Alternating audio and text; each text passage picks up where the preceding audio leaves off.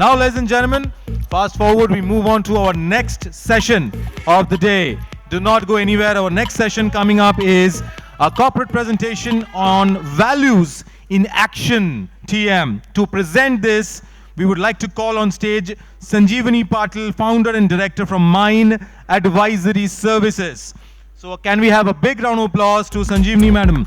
Ma'am, welcome to the stage. Looking forward to a great session.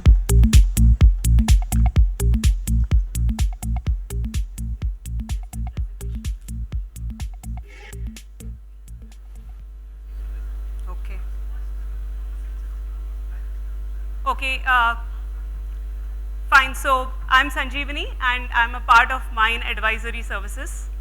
What we'll be talking today may impact some of the fundamental assumptions that we all may be having, particularly about values, right? So since morning, we have been talking about intelligence.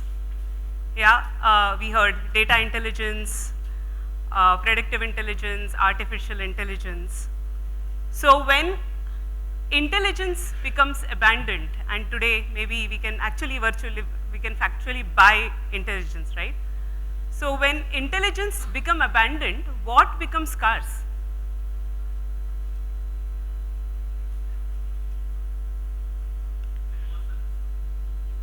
Emotions, okay, emotions, fine. Application, okay. Currently, we are going through two major disruptions which have capability of destabilizing competitive advantage for most of the organization. Can you guess what are these two major shifts that are happening?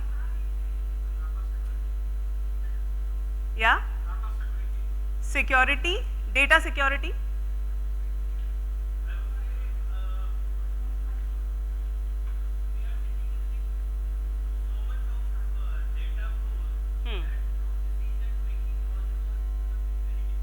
Okay, but what are those two shifts that are happening? Yeah? Yeah, reduced human connect. I think you all are there, you know, we are all talking about similar things in different ways, but first important shift that is happening is agentic AI, right? Where machines are not only there to assist you, but machines would also decide and act on your behalf, right? We have Shivaditya who also mentioned about what did he say? The twin, yeah, the employee twin, right? So this is a major shift and we have been talking about this since morning. Apart from this, what is it? This is, the next thing is very close to what we would be experiencing. So next shift is talent fluidity, right? So in talent fluidity, today we are talking about team-based structures. We are talking about gig workforce, where these people will be associated with you, talent would be associated with you, but not as employees. They would come and go based on the projects, right? And what are these shifts? They are raising some questions. What are these shifts raising questions? So in agentic AI, the major question is on what principles or values do machine decide, right? We all talk about culture and values and how do machine decide and machine judge. And second important thing, question that arises today in front of us is when we are moving towards talent fluidity and in the future where we actually work in team-based structures, what would ensure that the values are lived across all these fluid talent? So a possible response to both of these questions would be turning your organization values from intent, which is very soft, right? Somebody even asked us in the morning, can you define your culture? And it was very difficult for us to define culture. We can share our values because they are at least documented. but beyond that, there is a lot of vagueness around values, right? How do we bring those values from stated behaviors to decision level clarity on a day-to-day basis is a fundamental question. Why is this important? Because values shape your organization culture, and organization culture cannot be imitated. It's difficult to copy a culture, right? The way you deal with your stakeholders, with your people, your customers, the way you deal with your problems, and the way you respond based even normally or even under stress, these all really form your competitive identity. And that competitive identity actually gives a strategic differentiation to an organization. And that strategic differentiation, that's the reason we say that, you know, culture impacts not only business results, but culture impacts even business continuity. And there's a lot of research, you know, which shows that people who invest in culture get X times much higher returns than organizations who don't proactively work on their culture. But the problem is, these values and everything, you know, that we talk about has a lot of vagueness, yeah? And values can be interpreted differently by different people, yeah? We did a small experiment where we asked ChatGPT. So we asked ChatGPT that one of our major clients, which contributes to 18% of our revenue, wants a priority service, okay? And customer service is one of our values. Do you think we should agree to them? So ChatGPT promptly responded saying yes, and it also gave a justification why. Yeah? Then the same question we asked on somebody else's ChatGPT. Here we asked, our company values customer centricity for all customers. One of our customers contribute to 18% of revenue, is requesting for priority service, should we do it? The ChatGPT responded no. Yeah? And also with a justification. So what does this indicate? What does this indicate? Yeah, yes. So it indicates that our interpretations are based on our orientation, yeah? How we look at a particular situation. And these underlying orientations are different for different people. And hence the way we interpret a particular value is different for different people, can be different for different people. And it's not only restricted to AI, but also to people, right?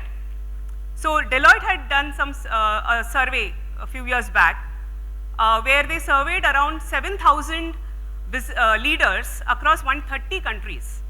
And they asked them several questions, and the overall report, it said that 86% leaders told that, yeah, culture is a competitive advantage, but only 28% leaders believed that they really understood the culture and values. And we are talking about leaders here, yeah? So what entrepreneurship means to me may not mean to somebody else. What trust means to me may not mean to someone else in the same manner. And historically, we have been relying on perception-based surveys to assess how well our values are demonstrated in the organization, right? What kind of questions do we ask in the surveys? Okay, does our manager demonstrate value well, our peers demonstrate value well, and what we get are opinions or perceptions, and we seek their perception as reality without questioning the underlying orientation or the interpretation gaps that may exist while, you know, reviewing or taking this data. So what do we do? Yeah? We thought that that's the reason we introduced values in action. So we at Mayin, we always look at those problems which are unique, but yeah, which are impactful. And we figured out, yeah, this seems to be a big problem, especially when we are going for agentic AI, and now we need to train people, the machines on our values. We have been tired training people on our values, and now we also need to train our machines on the values. So we introduced values in action. The simple intent of values in action is to turn values from vague intent to decision level clarity. How does it work is, we would understand your values in depth, and instead of running surveys which are perception based, we would run surveys which are scenario based and relevant to each individual's job context. Okay? So here, primarily, we would run a single survey which has, where individuals will get questions tailored to their job context based on their job family, job level, and your organizational values. Employees simply need to take this test. We recommend it has to be an anonymous test, because here we are not testing employees' alignment. We are testing how well have you communicated the values. Right? So once we do that, employees will take the assessment, and we can tell you what is the interpretation gap and the level of interpretation gap between what people perceive your values as and what organizations really define the values as. How would it help? So it would help you really probe what your values really mean, right? For example, when we talk about entrepreneurship all across, and if you have that value, then what would entrepreneurship mean for an accounts payable executive? Have we even, tried to get that deep? So it will help. We will help clarify those things. We would give you specific data related insights where you know exactly where the gap is. Yeah? So we would know that, okay, people in operations department from this particular region has less understanding of people centricity the way organization understand people centricity, or want people to understand people centricity. So you get very specific insights which are not biased. Again, in the last panel discussion, we spoke about bias, right? So these are not biased, these are factual data.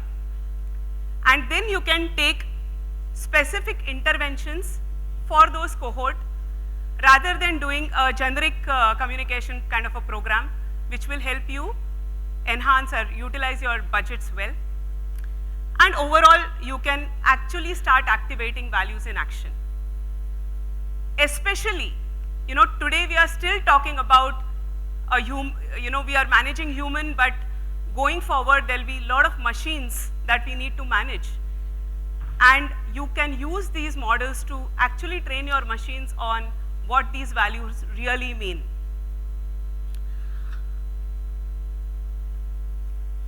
So I would like to end by saying that in the world of abundant knowledge or intelligence, aligned values become our greatest advantage. And values are shaped in everyday decisions, whether the decisions are made by people or by machine. Yeah. So this is our, please, you can visit our corporate profile, our organization website to know more of what we do.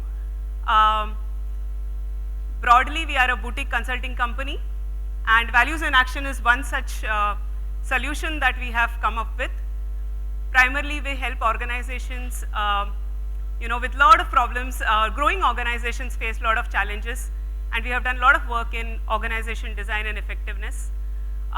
So that's where we are, open to questions, and you can also use this QR scanner to get our contact details. But open to questions, if any. Thank you so much, Sanjivani. And ladies and gentlemen, can we have a big round of applause for Sanjivani here? Fantastic presentation on values in action TM by Sanjivani Patil, founder and director from Mayin Advisory Services. We have some time, ladies and gentlemen, so please feel free to ask the question. We'd request you, if you have a question, kindly raise your hand. We'll pass on the mic to you. and you can take your questions to Sanjivani. Would also like to tell you that she, along with the team, is there throughout the day till the evening. So they can, yeah, they can always, please reach out to them. They can always guide you with their expert product and services, and we'll be more than happy to answer with your queries. Any question? Yeah, please, ma'am. Ma'am, we just wanted to know some example, if you can just brief how this works and how you are saying agentic AI wherein machines do the action for us. Isn't it something which is already happening, or what difference is this going to make? And if that's backed up with an example, it will help us get more clarity. Yeah. So agentic AI, as if you were there throughout the day, people, even in the first panel, they spoke about agentic AI taking decisions, right? They screening the resumes, making first line of contact, even deciding whether the candidate is the right candidate or no. So all these things is agentic AI, basically where it is no longer people, but even machines who are taking certain decisions. Now in this case, what's important, in fact, in the last panel discussion, somebody gave an example of the suicide, example, where somebody asks for the steps of suicide, and the machine replied back. So as we are progressing, and as more and more work would be delegated to machines, how are we ensuring that the machines also understand organizational values? Because if as HR, we recognize the importance of values and culture as a strategic advantage or a differentiator, then how do we train our machines to do this? So number one, we need to really know, we need to really have a lot of clarity on what our values really mean. Right? It starts with that. So what we help in doing is, like for example, I would not name the company, but we did a pilot with a large MNC where people across 200 leaders across various countries took this scenario-based assessment, and they did take even perception-based assessment as well as scenario-based assessment, and the results were fantastic. Okay, because in perceptions you gauge what people perceive a value as with their underlying interpretations, versus here we really compare what you would want your people to decide, how you would like people to decide, and whether people are actually selecting those responses or not. And then you can use the same model to train AI going forward. But the starting point is how clear are we on our own set of values. Thank you, ma'am. Any further questions from the audience?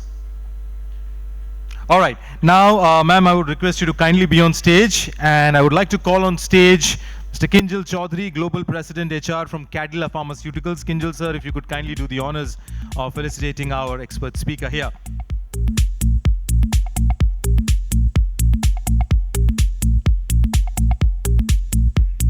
A big round of applause, ladies and gentlemen, for Ms. Sanjivani Patil, founder and director from Mayin Advisory Services, for that wonderful presentation. Sanjivani ma'am, thank you so much for enlightening the audience here, and thank you 𝐀𝐜𝐭𝐢𝐨𝐧 for doing the honors.